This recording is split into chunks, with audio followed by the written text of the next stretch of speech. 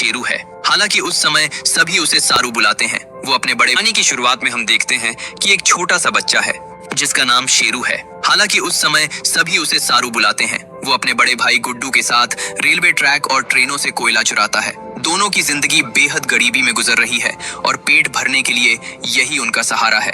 दोनों भाई चोरी किया हुआ कोयला एक दुकान पर बेचने जाते हैं। उसी दुकान पर गर्मा गर्म जलेबियां बन रही होती हैं। जलेबियों को देखकर सारू की आंखें चमक उठती हैं। वो मासूमियत से अपने भाई से कहता है कि उसे जलेबी खानी है। गुड्डू अपने छोटे भाई की बात सुनकर मुस्कुरा देता है, लेकिन उसके पास इतने पैसे नहीं है कि वो जलेबी खरीद सके। फिर भी वो सुरु से वादा करता है कि एक दिन जरूर उसे जलेबी खिलाएगा। सुरु भी पूरे विश्वास के साथ कहता है कि एक दिन वो दुकान की सारी जलेबियां खरीद लेगा। कोयले के बदले उन्हें थोड़ा सा दूध मिलता है। दोनों भाई खुशी खुशी खेलते हुए अपने घर लौट आते हैं। घर पर उनकी छोटी बहन और माँ उनका इंतजार कर रही होती हैं। माँ पूछती है कि दूध कहाँ से लाए हो, लेकिन दोनों भाई चुप रहते हैं। रात होते ही गुड्डू काम पर जाने की तैयारी करता है। सरू भी जिद पकड़ लेता है कि वो भी उसके साथ जाएगा। गुड्डू उसे समझाता है कि वहाँ भारी सामान उठाना पड़ता है और वो अभी बहुत छोटा है, लेकिन सरू अपनी जिद छोड़ने का नाम नहीं लेता। वो खुद को मजबूत साबित करने की कोशिश करता है और कहता है कि वो कोई भी काम कर सकता है। आखिरकार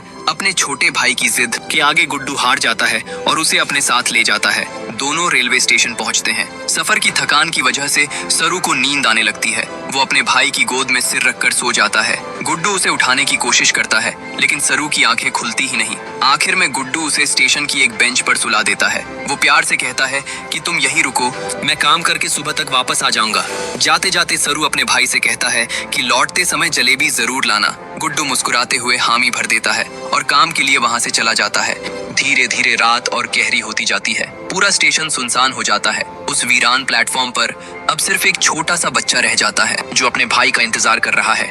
इंतजार करते करते सारू एक खाली खड़ी ट्रेन में जाकर बैठ जाता है। थकान इतनी ज्यादा होती है कि कुछ ही देर में उसे गहरी नींद आ जाती है। उसे बिल्कुल भी अंदाजा नहीं होता कि उसकी जिंदगी अब हमेशा के लिए बदलने वाली है। सुबह जब उसकी आंख खुलती है तो वो खुद को चलती हुई ट्रेन के अंदर पाता है। चारों तरफ कोई भी इंसान नहीं होता। घबराकर वो अपने भाई को आवाज लगाता है, लेकिन उसकी आवाज सुनने वाला वहां कोई नहीं होता। डर के मारे वो पूरी ट्रेन में दौड़ने लगता है। वो दरवाजे खोलने की पूरी कोशिश करता है, लेकिन सारे दरवाजे बंद होते हैं। ट्रेन कई जगह रुकती जरूर है, लेकिन सरू बाहर नहीं निकल पाता।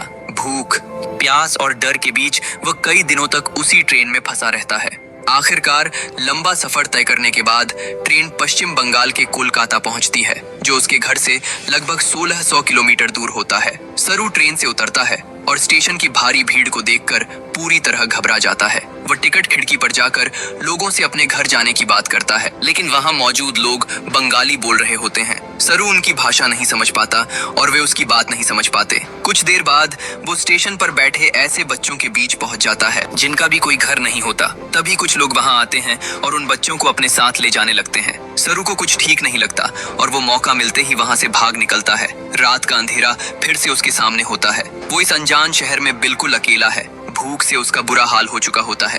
तभी उसे माँ दुर्गा की एक मूर्ति दिखाई देती है। वो श्रद्धा से सिर झुकाता है और वहीं रखा प्रसाद खाकर अपनी भूख मिटाने की कोशिश करता है। अगली सुबह वो रेलवे ट्रैक के सहारे पैदल चल रहा होता है। उसे लगता है कि शायद इसी रास्ते चलते चलते वो अपने घर पहुंच जाएगा। तभी उसकी मुलाकात एक महिला से होती है जिसका नाम नूर होता है। नूर उससे पूछती है कि उसका घर कहाँ है। सरू सिर्फ इतना बता पाता है कि उसका गांव गणेश तलाई है, लेकिन ये इतना छोटा गांव होता है कि नूर भी उसके बारे में कुछ नहीं जानती। नूर उसे अपने घर ले जाती है। वो उसे खाना खिलाती है, नहलाती है और कहती है कि अगले दिन एक आदमी आएगा जो उसे उसकी माँ तक पहुँचाने में मदद करेगा। पहली बार सरू को ऐसा लगता है कि शायद अब वो अपने घर लौट पाएगा। अगली सुबह एक आदमी वहाँ आता है जिसका नाम रामा होता है। वो सूरू को अजीब नजरों से देखने लगता है और उसके पूरे शरीर को ध्यान से जांचता है। फिर धीरे से नूर से कहता है कि उसने बिल्कुल वैसा ही लड़का ढूंढा है जिसकी उसे जरूरत थी। रामा की बातें सुनकर सरू को कुछ गड़बड़ महसूस होती है। वो बिना देर किए वहां से भाग निकलता है। उसे अब सिर्फ एक ही बात समझ आ चुकी होती है कि इस अनजान शहर में उसे हर कदम बहुत संभल कर रखना होगा। कई दिनों तक सड़कों और हावड़ा ब्रिज के आसपास भटकने के बाद सरू की मुलाकात एक ऐसे व्यक्ति से होती है जो उसे खाना खिलाता है और अपने साथ पुलिस स्टेशन लेकर जाता है। वो पुलिस वालों को बताता है कि ये बच्चा बंगाली नहीं बोलता बल्कि हिंदी बोलता है और अपना घर ढूंढना चाहता है। पुलिस सरू से उसके गांव और परिवार के बारे में पूछती है, लेकिन सरू सिर्फ इतना बता पाता है कि उसका गांव गणेश तलाई है। वो अपनी माँ का नाम भी नहीं जानता, क्योंकि वो हमेशा उन्हें सिर्फ अम्मी कहकर बुलाता था। पुलिस अपनी तरफ से पूरी कोशिश करती है कि किसी तरह उसके परिवार का पता चल जाए, लेकिन गांव का नाम किसी को समझ नहीं आता और ना ही उसके परिवार के बारे में कोई जानकारी मिल पाती है। आखिरकार कोई रास्ता न बचने पर सारू को एक अनाथालय भेज दिया जाता है। 3 महीने बीत जाते हैं। इस दौरान सारू हर दिन यही उम्मीद करता है कि शायद आज कोई उसे उसकी माँ के पास ले जाएगा, लेकिन हर गुजरते दिन के साथ उसकी उम्मीद थोड़ी थोड़ी कम होती जाती है। एक दिन मिसेस सूद नाम की महिला सरू से मिलने आती हैं। वो प्यार से उसे समझाती हैं कि पिछले 3 महीनों से लगातार उसके परिवार को ढूंढने की कोशिश की जा रही है। यहाँ तक कि अखबारों में भी उसकी जानकारी छपवाई गई, लेकिन कोई नतीजा नहीं निकला। सरू बार बार कहता है कि उसे अपनी माँ और अपने भाई गुड्डू के पास जाना है, लेकिन मिसेस सूद उसे समझाती हैं कि अब इंतजार करने का कोई फायदा नहीं है। ऑस्ट्रेलिया का एक बहुत अच्छा परिवार उसे गोद लेना चाहता है और वहाँ उसे एक नई जिंदगी मिल सकती है। इसके बाद सरू को कुछ समय के लिए मिसेस सूद अपने घर लेकर जाती हैं। वहाँ कई दूसरे बच्चे भी रहते हैं। वो सभी बच्चों को अंग्रेजी, अच्छे व्यवहार और नई जिंदगी के लिए जरूरी बातें सिखाती हैं, ताकि वे अपने नए परिवार के साथ आसानी से रह सकें। कुछ समय बाद सरू को ऑस्ट्रेलिया भेज दिया जाता है। वहाँ एयरपोर्ट पर एक दंपत्ति उसका बेसब्री से इंतजार कर रहा होता है। ये हैं जॉन और सू, जिन्होंने सरू को गोद लिया है। सरू पहली बार इतना बड़ा और खूबसूरत घर देखता है। मिट्टी के छोटे से घर में पलने वाला ये बच्चा हर चीज को हैरानी से देख रहा होता है। यहाँ की हवा, माहौल और पूरी दुनिया उसके लिए बिल्कुल नई होती है। सू मुस्कुराते हुए सरू का स्वागत करती है। वो उससे कहती हैं कि वो जानती हैं उसकी जिंदगी का सफर आसान नहीं रहा होगा। अभी वो कुछ नहीं बता सकता, लेकिन जब भी उसका मन करेगा वो उनकी हर बात सुनेंगी। धीरे धीरे सरू नई भाषा सीखने लगता है। वो वहाँ के तौर तरीकों को अपनाता है और समय के साथ इस नए परिवार का हिस्सा बन जाता है। जॉन और सू उसे अपने सगे बेटे की तरह प्यार देते हैं और उसकी हर जरूरत का पूरा ध्यान रखते हैं। करीब 1 साल बाद जॉन और सू एक और बच्चे को भी गोद लेते हैं, लेकिन वो बच्चा अपने पुराने दर्द से बाहर नहीं निकल पाता। वो खुद को नुकसान पहुंचाने लगता है और किसी से घुल मिल नहीं पाता। जॉन और सू पूरे धैर्य के साथ उसे संभालने की कोशिश करते हैं। वे दोनों बच्चों के साथ बराबरी का व्यवहार करते हैं और उन्हें एक सुरक्षित और प्यार भरा घर देने की पूरी कोशिश करते हैं। एक रात सू अकेले बैठी रो रही होती है। सरू उनके पास आता है और बिना कुछ कहे उन्हें गले लगा लेता है। उस पल दोनों की आंखें भर आती हैं। यहीं से साफ हो जाता है कि सारू अब उन्हें दिल से अपनी माँ मान चुका है। समय तेजी से गुजरता है और देखते ही देखते करीब 20 साल बीत जाते हैं। अब सरू बड़ा हो चुका है। जॉन और सू को उस पर गर्व होता है। वो आगे की पढ़ाई के लिए मेलबर्न जाता है, जहाँ वो होटल मैनेजमेंट की पढ़ाई शुरू करता है। कॉलेज के पहले दिन सभी छात्र अपना परिचय देते हैं। जब सरू की बारी आती है तो वो बताता है कि उसका सपना एक दिन अपना होटल खोलने का है। साथ ही वो ये भी कहता है कि वो भारत के कोलकाता से है। कुछ दिनों बाद कॉलेज के दोस्तों के साथ एक हाउस पार्टी होती है। वहाँ कई भारतीय छात्र भी मौजूद होते हैं और तरह तरह के भारतीय खाने का इंतजाम किया गया होता है। इसी बीच सरू की नजर जलेबी पर पड़ती है। जलेबी देखते ही उसका बचपन एक पल में उसकी आंखों के सामने लौट आता है। उसे अपने भाई गुड्डू से किया हुआ वो मासूम वादा याद आता है, जब उसने कहा था कि एक दिन वो दुकान की सारी जलेबियां खरीद लेगा। ये याद आते ही उसकी आंखें नम हो जाती हैं। उसके दोस्त उसकी हालत देखकर पूछते हैं कि आखिर क्या हुआ है। तब पहली बार सरू उन्हें अपनी पूरी कहानी बताता है। वो कहता है कि वो असल में कोलकाता का रहने वाला नहीं है। बचपन में गलती से एक ट्रेन में बैठ गया था और कई दिनों बाद उसी ट्रेन ने उसे कोलकाता पहुंचा दिया। तभी से वो अपने परिवार से बिछड़ा हुआ है। उसके दोस्त उससे गांव का नाम पूछते हैं। सरू बताता है कि शायद उसका गांव गणेश तलाई था, लेकिन उसे खुद भी यकीन नहीं कि इतने साल बाद वो सही नाम बोल पा रहा है या नहीं, क्योंकि अब वो हिंदी लगभग भूल चुका है और सिर्फ अंग्रेजी बोलता है। तभी वहाँ मौजूद एक भारतीय लड़का उससे कहता है कि अगर ट्रेन का रास्ता और दूरी का अंदाजा लगाया जाए तो उसके गांव का इलाका ढूंढा जा सकता है। वहीं एक लड़की उसे पहली बार गूगल अर्थ के बारे में बताती है और कहती है कि उसकी मदद से दुनिया की किसी भी जगह को खोजा जा सकता है। सरू ये बात सुन तो लेता है, लेकिन उस समय इस बारे में ज्यादा कुछ नहीं कहता। पार्टी खत्म होती है और वो वहाँ से चला जाता है। उसके साथ उसकी दोस्त लूसी भी होती है। दोनों एक दूसरे के काफी करीब आ चुके होते हैं और यहीं से उनकी जिंदगी का एक नया रिश्ता शुरू होता है। अगली सुबह जब सरू की आंख खुलती है तो उसके मन में सिर्फ एक ही सवाल घूम रहा होता है, आखिर उसके घर वालों का क्या हुआ होगा। उसकी माँ, बहन और भाई इतने सालों से किस हाल में होंगे, यही सोच उसे बेचैन कर देती है। वो अपने दोस्तों की बताई बात याद करता है और गूगल अर्थ की मदद से अपने गांव को ढूंढना शुरू कर देता है। उसे सिर्फ इतना याद होता है कि ट्रेन कई दिनों तक चलती रही थी और उसका गांव किसी छोटे से इलाके में था, लेकिन लाख कोशिशों के बाद भी उसे कुछ नहीं मिलता।